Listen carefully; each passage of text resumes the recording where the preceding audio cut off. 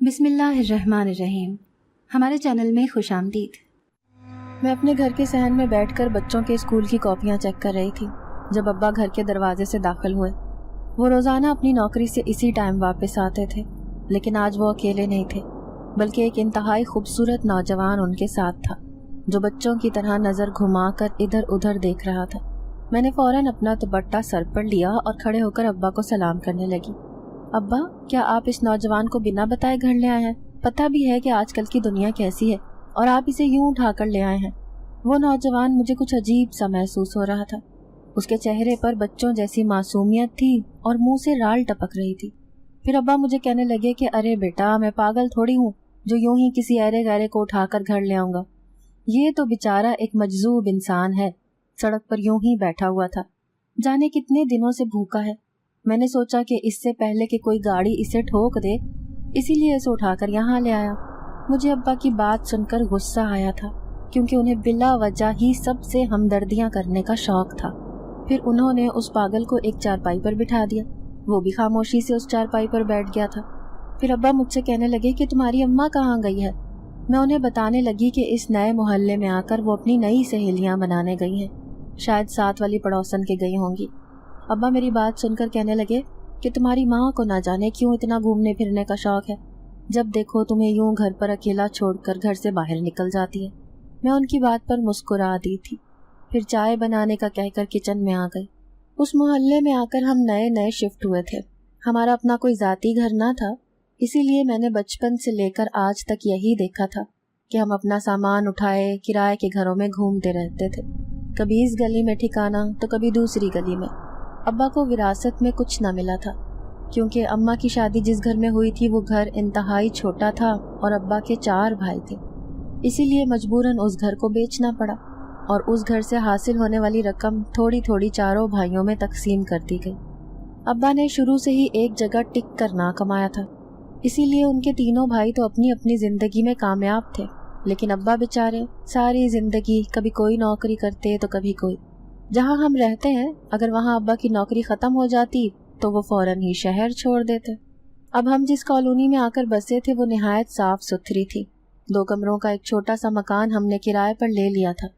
میرے ابا بہت سیدھے سادے انسان تھے، جتنا ملتا تھا اسی میں شکر ادا کرتے تھے۔ ان کی اسی سادگی کی وجہ سے وہ زمانے سے بہت پیچھے رہ گئے تھے۔ میرے تایا چچا نے اپنی زندگی میں بے پناہ دولت اکٹھی کر لی تھی، اور میرے ابا چونکہ غریب تھے اسی لیے وہ اب ہم سے ملنا جلنا بھی پسند نہیں کرتے تھے۔ میں بھی اپنے ابا کو کہتی تھی کہ آپ کو بھی کوئی ضرورت نہیں ہے چچا تایا جان سے ملنے کی، کیونکہ جب وہ لوگ ہم سے ملنا ہی نہیں چاہتے تو ہمیں کیا ضرورت ہے ان کے گھر آنے جانے کی۔ دونوں چھوٹی بہنیں زویا اور رمشا اسکول میں پڑھ رہی تھیں اور میں نے 12 جماعتیں پاس کر لی تھیں۔ میں گھر کا کام کاج کرتی رہتی تھی، کیونکہ میری اماں کو پڑوس میں سہیلیاں بنانے کا بہت شوق تھا۔ وہ جہاں پر بھی جاتی اپنے اچھے اخلاق کی وجہ سے بہت سی عورتوں سے دوستی کر لیا کرتی تھیں، اور سارے کام کی ذمہ داری مجھ پر چھوڑ کر خود اپنی دوستیاں نبھانے کے لیے محلے میں چلی جاتی۔ ابا چونکہ اکیلے ہی کام کرتے تھے اور پورے گھر کو چلا رہے تھے، اسی لیے میں نے ابا کا ہاتھ بٹانے کا فیصلہ کیا۔ یہاں پر آ کر میں کوئی اچھی نوکری ڈھونڈنے لگی۔ ایک دن میں اماں کے ساتھ بازار گئی، جب وہاں سے پیدل آتے ہوئے میں نے ایک اسکول کی لکھی ہوئی تحریر پر نظر ڈالی۔ اسکول کی دیوار پر لکھا ہوا تھا کہ یہاں پر ایک استانی کی ضرورت ہے۔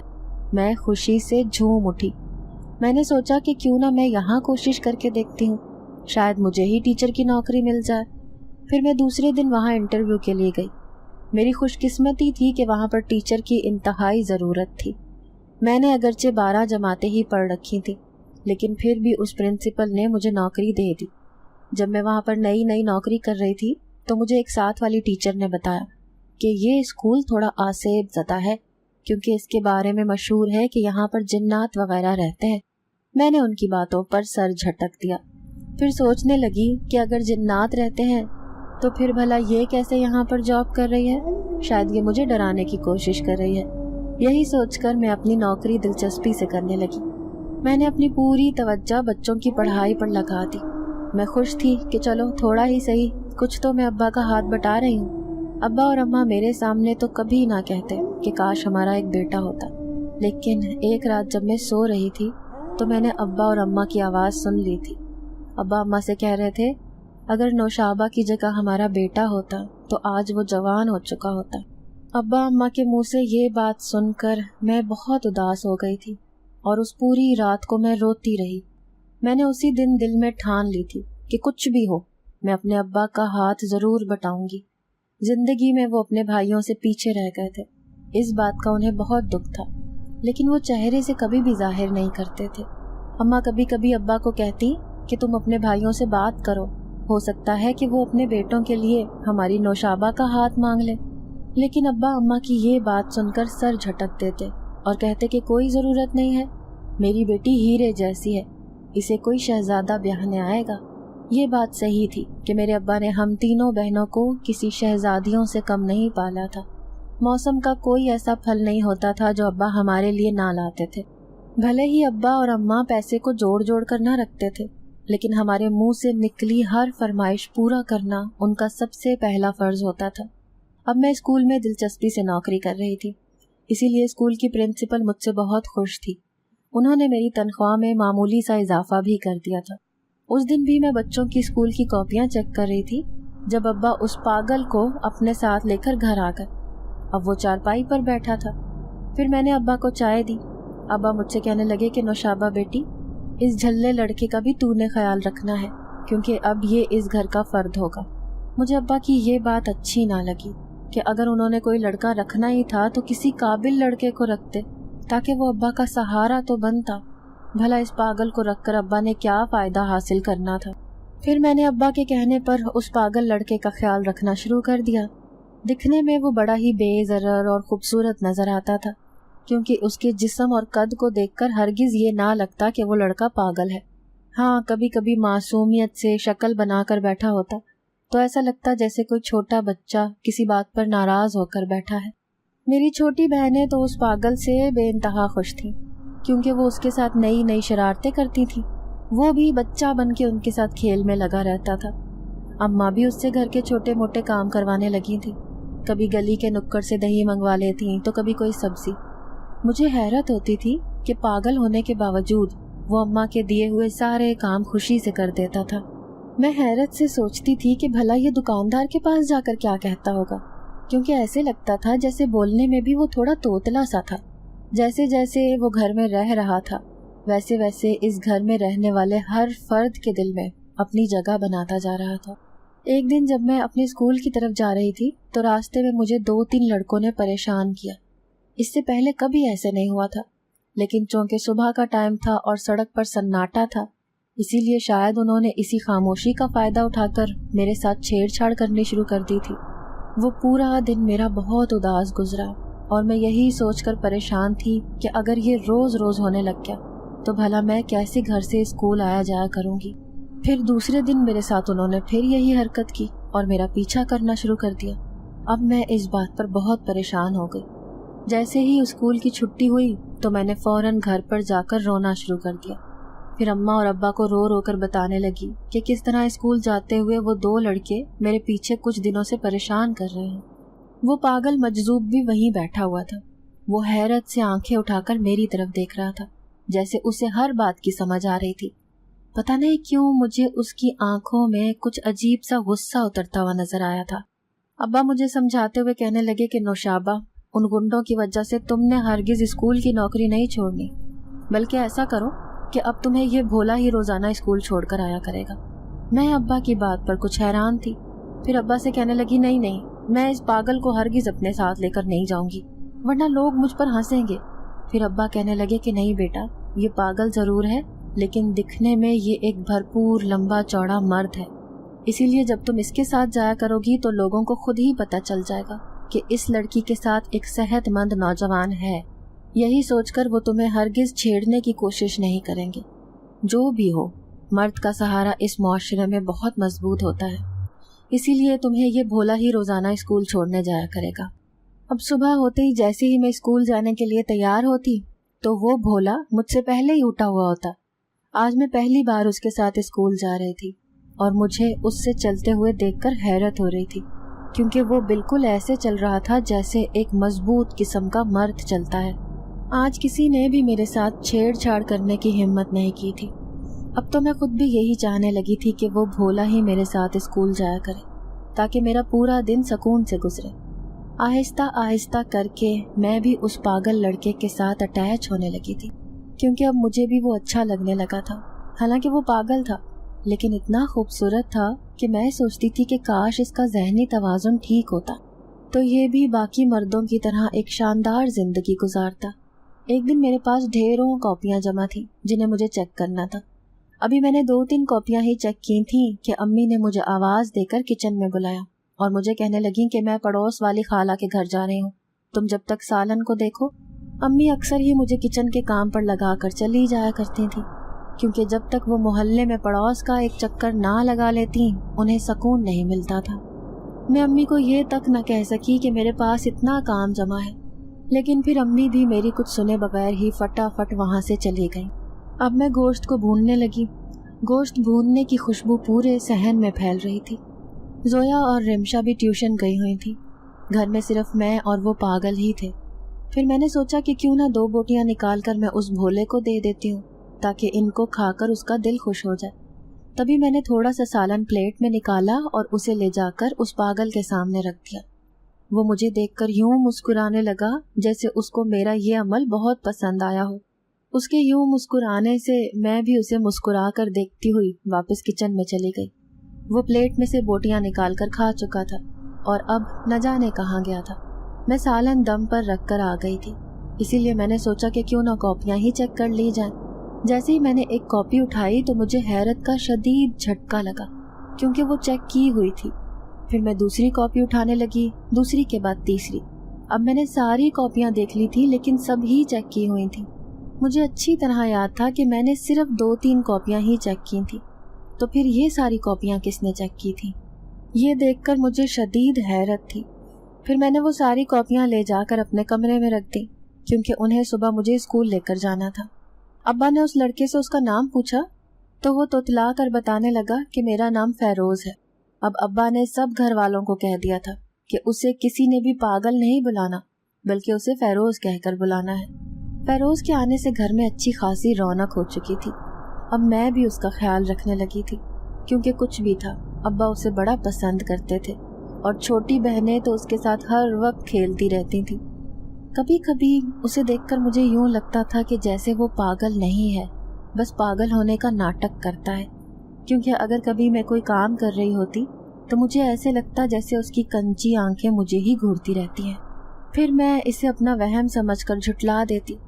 फिर कुछ दिन के बाद ऐसा हुआ कि जिसने मुझे हिला कर रख दिया। एक दिन जब अब्बा अपनी जॉब से वापस आ रहे थे तो उन्हें अचानक हार्ट अटैक हुआ। ये शुक्र था कि सड़क पर एक नेक इंसान खड़ा था, जिसने उन्हें फौरी तौर पर अस्पताल पहुंचा दिया था और हमें इत्तला कर दी थी। अब अम्मा ने फेरोज को घर पर रुकने का कहा और हम सब बहनें अस्पताल भागी। अब्बा को पहला हार्ट अटैक आया था, लेकिन उन्हें बचा लिया गया था। लेकिन अम्मा और हम सारी बहनों का रो रो कर बुरा हाल था, क्योंकि अब्बा के सिवा हमारा इस दुनिया में कोई सहारा ना था। फिर जब मैंने डॉक्टर से मज़ीद तफसीलात पूछी तो उन्होंने साफ कह दिया कि आपके अब्बा के दिल की सर्जरी करवाना बहुत ज़रूरी है, क्योंकि उनकी ज़िंदगी को इंतहाई ख़तरा है। उनके दिल के वॉल्व बहुत कमज़ोर हो चुके हैं, जिसकी वजह से कभी भी दिल की धड़कन रुक सकती है।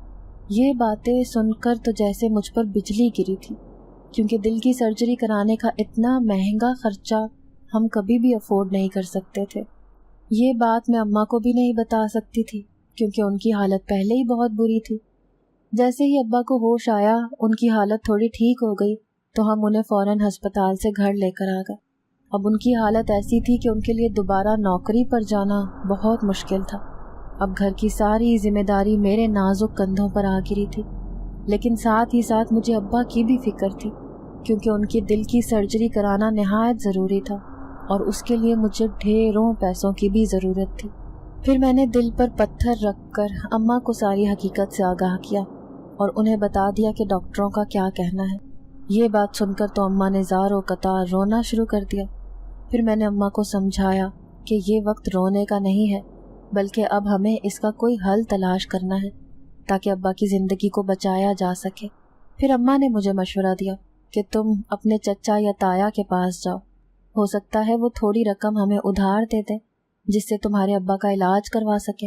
अम्मा की ये बात सुनकर मुझे ऐसे लगा था कि चचा और ताया हमारी मदद कर देंगे, लेकिन ये सिर्फ अम्मा का वहम था, वरना हम इतनी गुर्बत में रह रहे थे। लेकिन उन्होंने पलट कर हमारी खबर तक न ली थी। भला वो ऐसी हालत में कहाँ हमारी मदद करते। लेकिन फिर भी मैंने हिम्मत पकड़ी और बड़े ताया के घर पहुँच गई। मेरे चेहरे पर वाज़े परेशानी लिखी हुई थी। शायद ताई जान ने उसे पढ़ लिया था, इसीलिए उन्होंने मुझसे सीधे मुंह बात तक न की। फिर मैंने उन्हें बताया कि मुझे ताया जान से मिलना है, तो फिर तो उनका मुंह और भी चढ़ गया और वो खामोशी से अपने कमरे में चली गई। मैं 1 घंटे तक वहाँ किसी भिखारन की तरह बैठी रही। फिर कहीं जाकर मुझे ताया जान सीढ़ियों से नीचे उतरते हुए नजर आए। मैंने उन्हें बड़े अदब से सलाम किया और फिर ताया जान को कहने लगी कि अब्बा को अचानक हार्ट अटैक आया था, जिसकी वजह से उनकी ज़िंदगी निहायत ख़तरे में है और उनका इलाज करवाने के लिए मुझे थोड़े पैसों की ज़रूरत है। अगर आप दे सकते हैं तो आपकी बड़ी मेहरबानी होगी। ये बात सुनकर ताया जान की गर्दन गरूर से अकड़ गई। फिर वो मुझे कहने लगे, कितनी दफ़ा उसे समझाया है कि एक जगह टिक कर नौकरी कर ले, लेकिन उसने कब मेरी बात मानी है। देख लो अब उसे किस हाल में पहुंच गया है। बात दरअसल ये है नौशाबा बेटी कि आजकल मेरा कारोबार बहुत मंदा जा रहा है, जिसकी वजह से मुझे कारोबार में नुकसान पर नुकसान हो रहा है। हाँ, मुझसे छोटे जवाद का कारोबार खूब तरक्की कर रहा है। तुम उसके पास जाकर ये बात कहो तो वो ज़रूर तुम्हारी मदद कर देगा। ताया जान का ये टका सा जवाब सुनकर मैं तो जैसे शर्म से पानी पानी हो गई थी। शायद सच कहते हैं कि आजकल के दौर में कोई भाई किसी भाई का नहीं होता, लेकिन फिर भी मुझे अब्बा की ज़िंदगी अजीज़ थी। अब मैं छोटे चचा के पास चली गई। जवाब में उनका ये कहना था कि चूंकि अभी अभी उनकी बीवी और बच्चे यूरोप का दौरा करके आए हैं, तो वो ज़्यादा रकम उसी पर खर्च कर चुके हैं और इस वक्त उनके पास कोई कैश भी मौजूद नहीं है। अब एक मंझले चचा बचे थे। उन्होंने भी मुझे साफ चिट्टा जवाब दे दिया था कि उन्होंने भी अभी बेटी की शादी करनी है, जिसकी वजह से उनके सर पर हज़ारों खर्चे पड़े हैं। यूं अपने तीनों ताया चचा से जलील होकर मैं वापस घर लौट रही थी और आंसुओं की झड़ी मेरी आंखों से लगी हुई थी। मैं जैसे ही घर में दाखिल हुई तो अम्मा और अब्बा ने उम्मीद भरी नज़रों से मुझे देखा था। फिर मैं रोती हुई सीधी अपने कमरे में भाग गई। मुझे ऐसा लग रहा था जैसे आज इस रुए ज़मीन पर सबसे ज़्यादा गरीब और तंगदस्त लड़की मेरे सिवा कोई ना होगी। फिर मैंने रोते रोते अपना सर उठाया तो मुझे हैरत का झटका लगा, क्योंकि वो पागल फिरोज मेरे लिए पानी का गिलास लेकर खड़ा हुआ था। फिर नाचार मैंने उससे पानी का गिलास लिया और गटागट पी गई। कुछ भी था, अब्बा के लिए मुझे ही कुछ करना था, चाहे उसके लिए मुझे अपनी जान ही कुर्बान क्यों ना करनी पड़ती। लेकिन अब्बा की ज़िंदगी मुझे बचा कर ही रहनी थी। अब हम तीनों बहनें और अम्मा दिन रात परेशान रहने लगी थी, क्योंकि अब्बा कई दिनों से नौकरी पर ना जा रहे थे, तो हमारे घर के हालात शायद मज़ीद ख़राब होने वाले थे और मैं खुद भी नहीं चाहती थी कि अब्बा ऐसी हालत में दोबारा नौकरी पर जाएं। तभी मैंने अम्मा को मशवरा दिया कि क्यों ना आप समोसे वगैरह बेचकर थोड़ी बहुत आमदनी जमा करने की कोशिश करें। हो सकता है कि अल्लाह ताला हमें काम में कामयाबी अता कर दे। अब मेरे कहने पर अम्मा ने शाम को ढेर सारे समोसे बनाए, उन्हें एक थाल में रख दिया। अब सबसे बड़ा मसला ये था कि इन समोसों को किसने जाकर बेचना था। हम चारों ही घर की खवातीन थीं और हम में से कोई भी ये काम नहीं कर सकता था। फेरोज ये सब कार्रवाई खामोशी से देख रहा था। फिर वो उठकर अम्मा के पास आया, इशारे से कहने लगा कि ये समोसे मैं बेच कर आऊँगा। मुझे उसकी बात सुनकर हैरत हो रही थी। फिर मैं अम्मा को मना करने लगी कि नहीं, हरगिज़ नहीं, भला ये पागल कैसे हिसाब रखेगा समोसों का। अगर आपने इसको दे दिए तो आपकी सारी मेहनत बर्बाद करके रख देनी है इसने। लेकिन अम्मा बड़े प्यार से उसे देख रही थी। फिर मुझे कहने लगी कि नौशाबा, मुझे ऐसे लगता है कि ये मजजूब ही हमारी मदद करेगा और मुझे इसी को समोसे देने हैं। ऐसा लगता है कि ये समोसे बेचने जाएगा तो इससे सभी समोसे खरीदेंगे। मुझे अम्मा की ये बात अच्छी नहीं लगी, लेकिन अम्मा और जोया और रमशा भी बराबर यही कहे जा रही थी कि फेरोज ही ये काम करेगा। फिर जब सारे समोसे बेचकर फेरोज शाम को घर लौटा तो सारे घर वाले खुशी से बेहाल हो गए, क्योंकि जब फेरोज ने अपनी जेब से ढेरों सारे पैसे निकाले तो उन्हें देखकर लग रहा था कि फेरोज ने सारे समोसे निहायत ईमानदारी से बेचे थे। ये देखकर अम्मा, रमशा और जोया बेइंतहा खुश थी। मैं हैरान परेशान खड़ी थी। मुझे यकीन नहीं आ रहा था कि एक पागल इंसान भला कैसे समोसे बेचकर इतने पैसे कमा सकता है।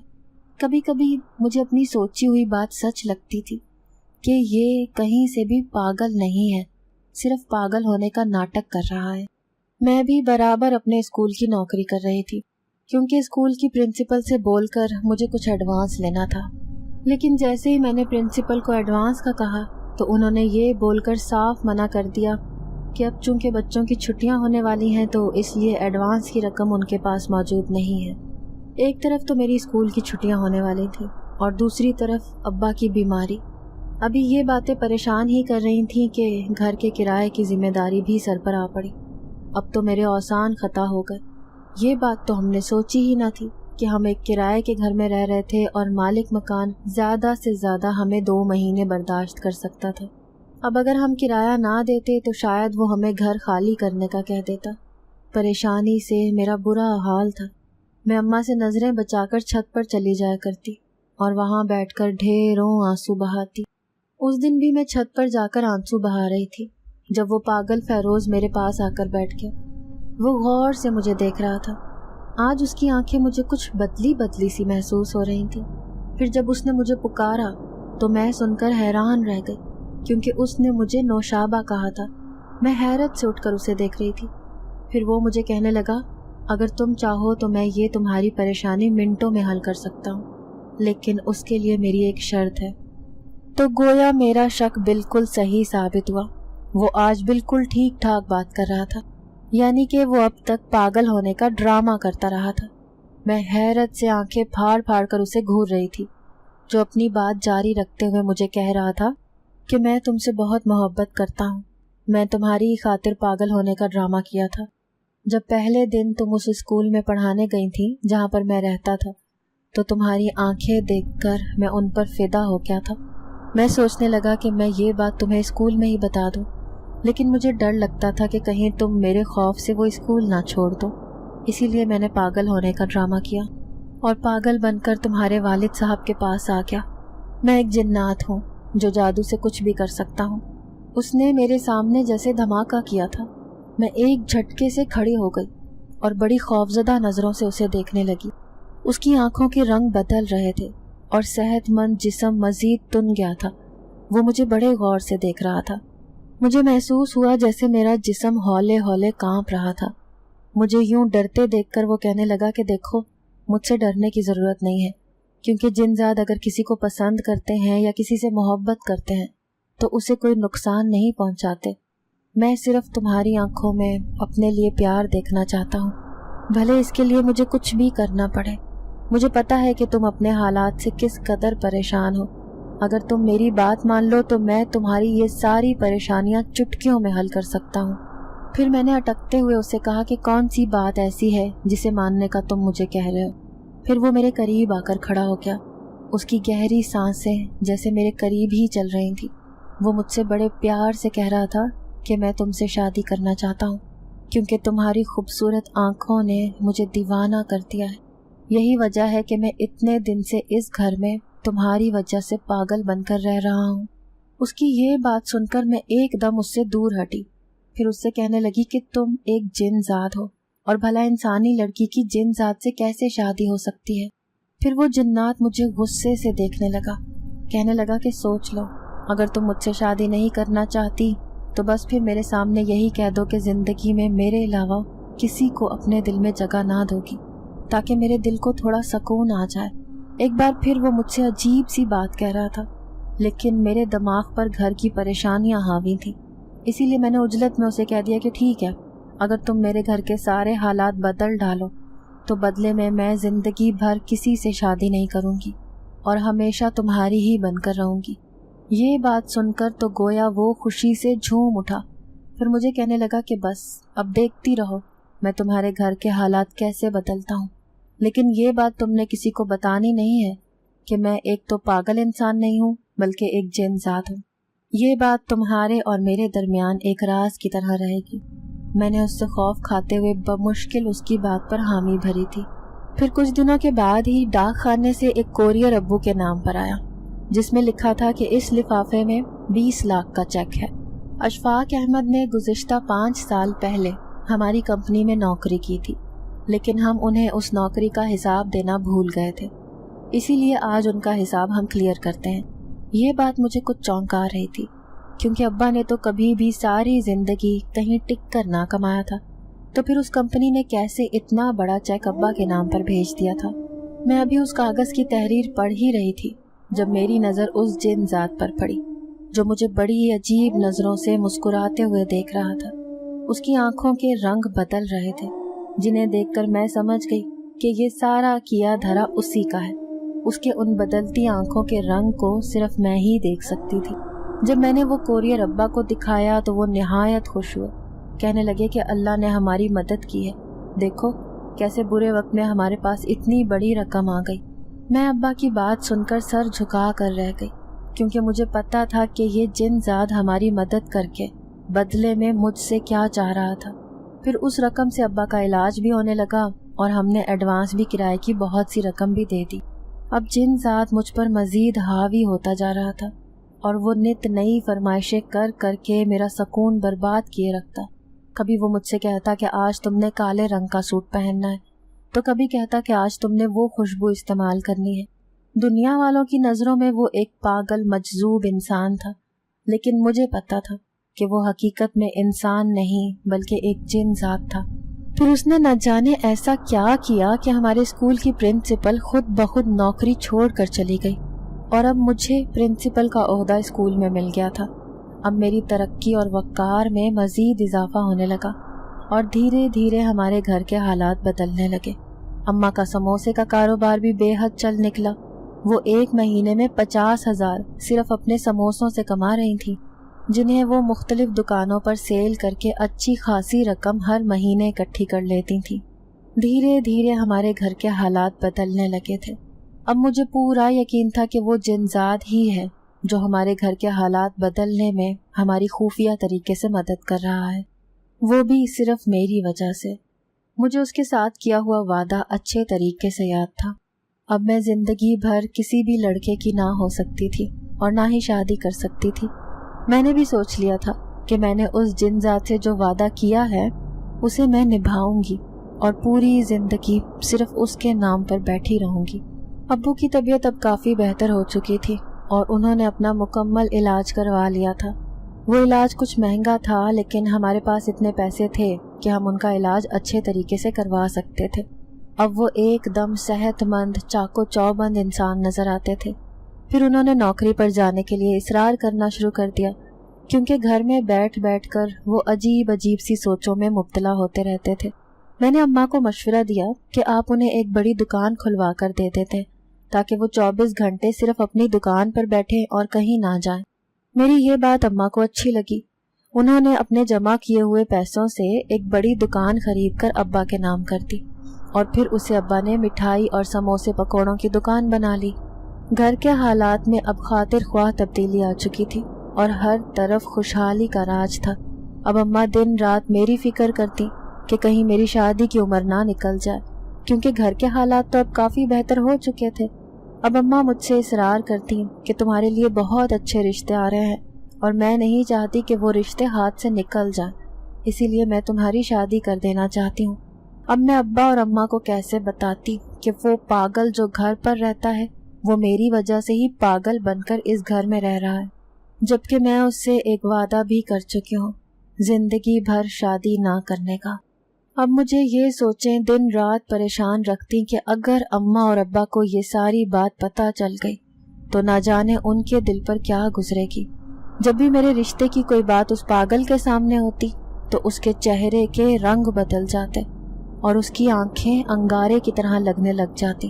اب مجھے اس سے خوف آنے لگا تھا۔ پھر ایک دن جب میں اسکول سے لوٹی تو اماں جلدی سے میرے کمرے میں آئیں۔ مجھے کہنے لگی، نوشابہ بیٹی جلدی سے اچھے سے کپڑے پہن لو، آج تمہارے رشتے والوں نے آنا ہے۔ یہ بات سن کر میں بہت سیخ پا ہو گئی۔ اماں کو کہنے لگی کہ جب میں نے آپ کو منع کیا ہے کہ میں شادی نہیں کرنا چاہتی تو پھر آپ نے رشتے والوں کو کیوں بلایا ہے؟ مجھے یہی خوف کھائے جا رہا تھا کہ کہیں وہ جن ذات فیروز کوئی ایسی ویسی حرکت نہ کرتے جس کی وجہ سے ہم سب کو پریشانی اٹھانی پڑے، اور پھر وہی ہوا جس کا ڈر تھا۔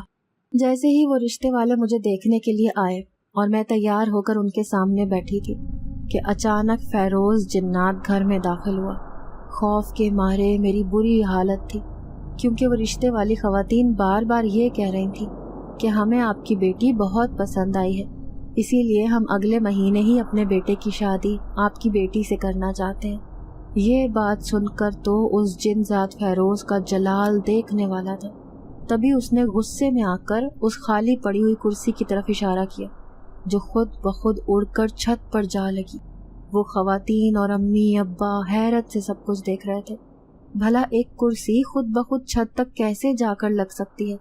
अब वो धीरे धीरे नीचे की तरफ आ रही थी, लेकिन उस कुर्सी का रुख उन बैठी हुई खवातीन की तरफ था। ऐसा लगता था कि जैसे वो कुर्सी अभी उनके सर पर आकर लगेगी। अभी वो तीनों खवातीन उठकर भागी। अगर वो एक सेकंड भी देर कर देती तो शायद वो कुर्सी जोरदार तरीके से उनके सर पर आकर लगती। फिर वो खौफजदा नजरों से चारों तरफ देखने लगी और अब्बा और अम्मा से कहने लगी कि तुम लोग तो इंसान नहीं बल्कि जिन्नात हो। भला ये कैसी हरकतें कर रहे हैं? ऐसा लगता है कि तुम्हारे घर पर तो काले जादू के असरात हैं। नहीं भाई नहीं, हमें इस घर में कोई रिश्ता नहीं करना। हम तो कभी पलट कर भी इस घर में नहीं आएंगे। ऑल फॉल बकती हुई वो खवातीन फौरन ही हमारे घर से चली गई। अम्मा और अब्बा हैरत ज़दा थे। दोनों छोटी बहनें भी खौफजदा थी, जबकि वो पागल जिनजात फेरोज पागलों की तरह वहाँ खड़ा था, जैसे उसे सारे मामले की खबर ही नहीं। लेकिन मुझे उसे देखकर शदीद गुस्सा आया था।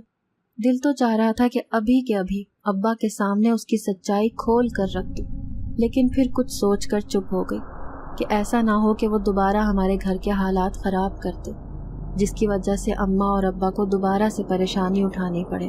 अब अम्मा और अब्बा शदीद परेशान थे, क्योंकि उन्हें ऐसा लगता था कि जैसे ये घर सही नहीं है। एक दिन मैं शाम को छत पर खड़ी थी जब जिनजात मेरे पीछे आकर खड़ा हो गया। मैं उसे देखकर बेहद खौफ खाती थी, क्योंकि जब से मुझे ये पता चला था कि वो पागल इंसान नहीं है बल्कि उसका ताल्लुक दूसरी मखलूक से है, तब से मैं उससे खौफ खाने लगी थी। फिर उसने मेरे चेहरे पर नज़र डाली। मुझे कहने लगा, मुझे ऐसा लगता है कि तुम दिल से मुझे पसंद नहीं करती, सिर्फ दिखावा करती हो। अगर ऐसी कोई बात है तो मुझे पहले से ही बता दो, क्योंकि मैं ज़बरदस्ती तुम्हारे दिल में घुसना हरगिज़ नहीं चाहता। फिर मैं उससे कहने लगी कि तुमने उस दिन जो भी हरकत की थी उसकी वजह से अम्मा अब्बा किस कदर परेशान हैं, शायद तुम्हें अंदाज़ा नहीं है। इसीलिए मैं कहती हूँ कि मुझे इस शर्त से आज़ाद कर दो, ताकि अम्मा और अब्बा की परेशानी ख़त्म हो जाए। इसके बदले में तुम मुझसे कुछ भी करवा लो, लेकिन ये ना कहो कि मैं ज़िंदगी भर शादी नहीं करूँगी, क्योंकि अगर मैंने ऐसा किया तो इसकी वजह से मेरी छोटी बहनों के रिश्ते भी नहीं हो पाएंगे। अम्मा अब्बा अपनी ज़िंदगी में ही हम तीनों बहनों की शादी करना चाहते हैं, ताकि वो अपनी ज़िम्मेदारी से आज़ाद हो जाएं। मैं उदासी से उस जिनजात को ये सब कुछ कह रही थी। वो मुझे गौर से देख रहा था। फिर मुझसे कहने लगा, ठीक है, अगर तुम इस शर्त से आज़ाद होना चाहती हो तो तुम्हें मेरी एक बात माननी पड़ेगी। कल अमावस की रात है। उस रात में शैतानी जिन्नात आज़ाद होते हैं। उस रात को शैतानी जिन्नात मिलकर एक ख़ास अमल करते हैं। ये अमल वो ताकत बढ़ाने के लिए करते हैं। वो जिन्नात जो वहाँ पर अमल कर रहे होंगे वो सारे शैतानी होते हैं, क्योंकि उनके इरादे ख़तरनाक होते हैं। उनमें से एक ऐसा जिन्नात भी शामिल होगा जो मेरा दुश्मन है। उसने आज से 10 साल पहले मेरी महबूबा जिनजादी मलाइका को मुझसे धोखे से हासिल कर लिया था। जिनजादी मलाइका आज तक उस शैतानी जिन्नात की कैद में है। तुम्हारी आंखें उसी जिनजादी से मिलती हैं, तभी मैं तुम्हारी आंखों से तुम्हारा आशिक हो गया था, क्योंकि तुम्हारे अंदर मैं अपनी महबूबा को ढूंढता था। अब मैं चाहता हूँ कि मुझे मेरी महबूबा वापस मिल जाए। अगर ऐसा हो गया तो मुझसे हमेशा हमेशा के लिए तुम्हारी जान छूट जाएगी। इसके लिए तुम्हें मेरा एक काम करना होगा। वो ये है कि तुम्हें कल रात मेरे साथ कब्रिस्तान जाना पड़ेगा, क्योंकि बरगद के एक बड़े दरख्त के नीचे कल अमावस की शब को सारे शैतानी जिन्नात जमा होंगे, और उन शैतानी जिन्नात में मेरा वो दुश्मन भी शरीक होगा। जैसे ही वो शैतानी जिन्नात अपना अमल शुरू करेगा, मैं एक ऐसा अमल करूँगा कि तुम्हें वो सब दिखाई देंगे, लेकिन तुम्हें उनसे हरगिज़ खौफ नहीं खाना, बल्कि मैं तुम्हें इशारा करूँगा और तुम्हें पता चल जाएगा कि वो शैतानी जिन्नात जो मेरा दुश्मन है वो आखिर कौन है। फिर तुमने उसके सामने ज़ाहिर होकर कोई ऐसा हरबा आजमाना है जिससे वो शैतानी जिन्नात अपना अमल छोड़कर तुम्हें देखने लग जाए। उसे कभी तुम नजर आओगी और कभी उसकी आंखों से गायब हो जाओगी। ये सब हकीकत में मैं कर रहा होऊंगा, लेकिन उसे ये पता नहीं होगा कि ये लड़की इंसान है या जिन जाती। यहाँ तुम उसे पागल बनाओगी और वहाँ मैं उसका छोड़ा हुआ अमल पूरा कर लूँगा और उससे ज़्यादा ताकतवर हो जाऊँगा। जैसे ही उस शैतानी जिन्नात की ताकतें मुझे मिलेंगी, मैं अपनी जिन जाती मलाइका को भी अपनी ताकत से हासिल कर लूँगा।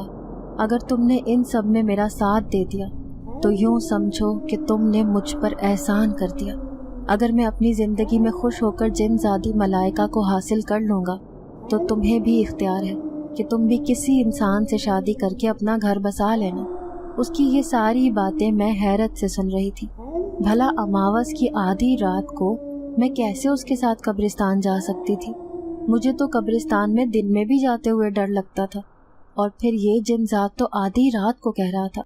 लेकिन अगर मैं थोड़ी सी हिम्मत कर लेती तो शायद जिंदगी भर के लिए मेरा इस जिन जात से पीछा छूट जाता।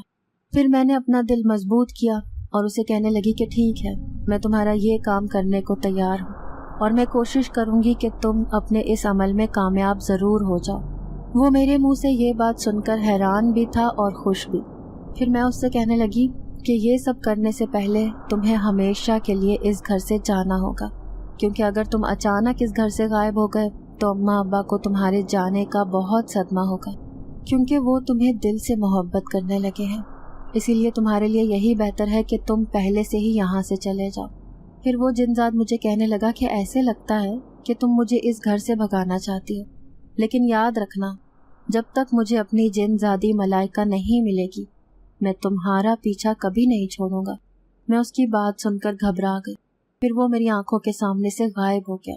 जैसे जैसे चांद घटता जा रहा था वैसे वैसे मेरा खौफ बढ़ता जा रहा था, क्योंकि अमावस की आधी शब को मुझे हर हाल में उस कब्रिस्तान में पहुंचना था जहां मुझे उस जिनजात ने बुलाया था। फिर आखिरकार वो शब आ गई। खौफ के मारे मेरी बुरी हालत थी, लेकिन जैसे ही अम्मा अब्बा रमशा और जोया सो गए तो मैंने चुपके से घर का दरवाज़ा खोला और धीरे से घर से बाहर निकल आई। गली में हू का आलम था। मैं अभी धीरे धीरे करके गली से गुजर ही रही थी कि अचानक मेरे साथ कोई चलने लगा। मैंने बहुत खौफजदा नज़रों से देखा। मेरे साथ जिनजात फैरोज चल रहा था, जिसको ये खबर हो गई थी कि मैं अपने घर से निकल चुकी हूँ। अब मैं उसके साथ छुपते छुपाते कब्रिस्तान की तरफ जा रही थी। आज वैसे ही बिल्कुल काला अंधेरा था। कुत्तों के भौंकने की आवाज़ें माहौल को मज़ीद खौफनाक बना रही थी। अब मैं कब्रिस्तान में खड़ी थी। जिंदगी में पहली बार रात के वक्त मैं यहाँ आई थी। दूर से ही मुझे बरगद का वो बड़ा सा पेड़ नज़र आ रहा था, जिसकी घनी शाखें चारों तरफ फैली हुई थी। तभी अचानक मेरे कानों में शोर शराबे की आवाज़ें आने लगी और मेरी आंखों ने जो मंजर देखा उसे देखकर खौफ से मेरा रंग पीला पड़ गया, क्योंकि मैं देख सकती थी कि बड़ी बड़ी सींगों वाले शैतानी जिन्नात उस बरगद के पेड़ के नीचे जमा थे। जब ही मेरे कानों में जिनजात फैरोज ने सरगोशी की कि जिस शैतानी जिन्नात ने काले रंग का कपड़ा अपने सर पर बांधा हुआ है वही मेरा दुश्मन है और उसी के कब्जे में मेरी शहजादी मलाइका है। फिर थोड़ी ही देर बाद चारों तरफ खामोशी छा गई। ऐसे लग रहा था जैसे वो सारे शैतानी जिन्नात अपना अमल करने में मसरूफ़ हैं। वो शैतानी जिन्नात जो जिनजात फैरोज का दुश्मन था, वो एक दरख्त के नीचे सामने बैठा हुआ था। मैंने धीरे से उसके सामने पत्थर फेंका जो उसे मतवज्जा करने के लिए था। उसके बाद मैंने उसके सामने दूसरा पत्थर फेंका। अब धीरे से उसकी आंखें खुली थीं और उसने लाल आंखों से मेरी तरफ देखा। मैं उसे इशारा करके अपनी तरफ बुला रही थी, लेकिन उसने फिर से अमल करना शुरू कर दिया। लेकिन मैंने भी उसे तंग करना बराबर जारी रखा। अब वो मुझसे हकीकत में तंग था। फिर पूरी आंखें खोल कर मुझे देखने लगा। मैं किसी अप्सरा की मानंद खड़ी उसे अपने पास बुला रही थी। फिर वो मजबूर होकर उठा और मेरी तरफ आने लगा। फिर जल्दी से जिनजात फैरोज ने ऐसा अमल किया जिससे मैं उस शैतानी जिन्नात की नज़रों से गायब हो गई। अब मेरा काम ख़त्म हो गया था और मैं जल्दी जल्दी वहाँ से जाने लगी। जिनजात फैरोज के अमल की वजह से मैं उस शैतानी जिन्नात को हरगिज़ नज़र न आ रही थी। मैं सोचने लगी कि ना जाने वहाँ पर क्या हो रहा होगा, लेकिन जो भी हो अच्छा ही हो اور जिन ज़ात फ़ैरोज़ को अपनी पुरानी मोहब्बत मलाइका ज़रूर मिल जाए। उस पूरी रात को मैं सो ना सकी। परेशानी से मेरी बुरी हालत थी। फिर 1 नहीं 2-3 हफ्ते गुजर गए, लेकिन जिन ज़ात फ़ैरोज़ मेरे सामने नहीं आया। मैं ये सोचकर खुश थी कि शायद उसने अपना मकसद हासिल कर लिया था, और मेरी ये बात सच साबित हुई। जब एक दिन मैं छत पर खड़ी थी तो अचानक जिन ज़ात फ़ैरोज़ मेरे सामने आया।